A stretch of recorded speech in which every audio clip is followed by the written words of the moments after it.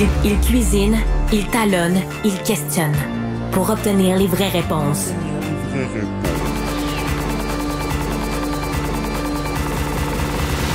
Du Trizac. Come on. Ben Mulroney est avec nous. Monsieur Mulroney, bonjour. Allô, mon ami. Ouais. Là, est-ce que t'es plus es-tu plus inquiet de la grippe aviaire pour les autruches que de ce virus qui court à Ottawa chez les conservateurs? Non, c'est tellement drôle que tu as dit ça parce que moi, je pensais que c'était un virus aussi, le virus des politiciens qui tournent le dos à leur parti politique pour se joindre à un autre. Je ne sais pas ce qui se passe.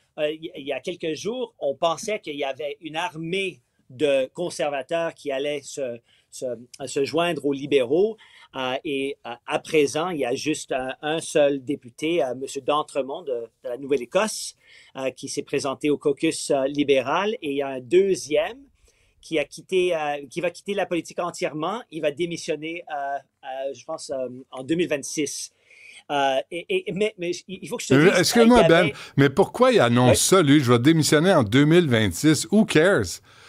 Pourquoi il reste au Parti conservateur s'il annonce qu'il ne veut pas rester?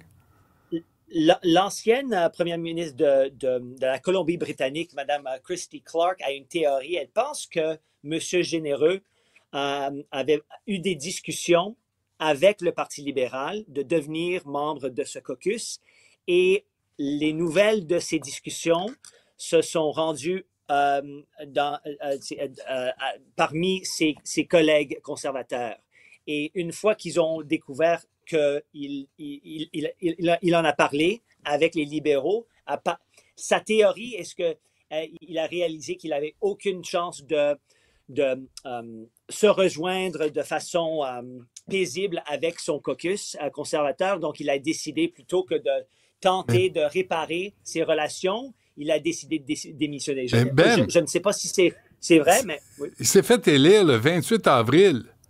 Il s'est fait élire il y a 6 mois, là. Wake the... Ben oui. Up.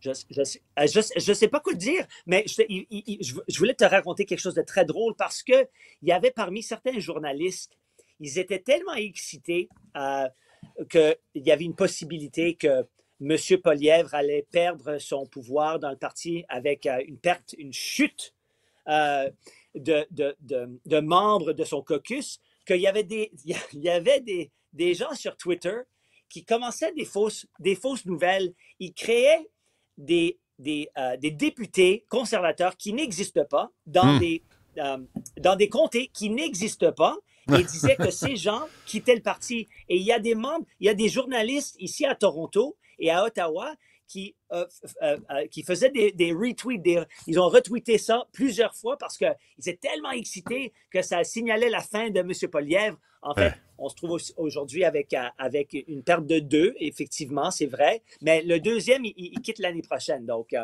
mais il n'y a pas... quand même pouvoir... Mais il n'y a pas d'adhésion au Parti conservateur. Il n'y a pas ce sentiment-là les gens veulent en faire partie. Et M. Poilievre, je ne suis pas sûr que son leadership est assuré. Oui. Ben non, c'est pour ça qu'il faut attendre jusqu'au mois de janvier où son leadership va être contesté au Congrès national. Et on va voir si le vote lui donne le support qu'il a besoin de continuer en tant que chef de ce parti. Mais c'est absolument vrai. Il y a 40 jours, on en a parlé hier, M. D'Entremont, il y a 40 jours, parlait exactement comme on pense qu'un conservateur parlerait à la Chambre de communes oui. En ce qui concerne les valeurs du Parti libéral, les problèmes de ce gouvernement libéral. Et tout à coup, il devient membre de ce caucus.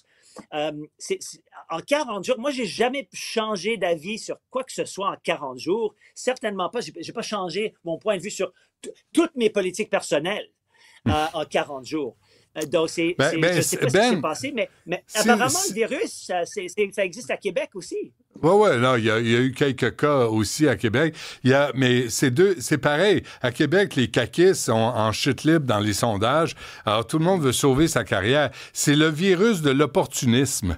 Ça, c'est très contagieux. C'est très, très contagieux chez les élus. Là, tu dis, est-ce qu'il devrait payer? Puis s'il provoque une élection partielle, est-ce que le député qui a demandé d'être élu, qui a têté sa job, devrait payer pour l'élection partielle? Ben, c'est pas comme ça que ça fonctionne ici. Non, je le sais. Moi, je pense que ça devrait être très, très simple.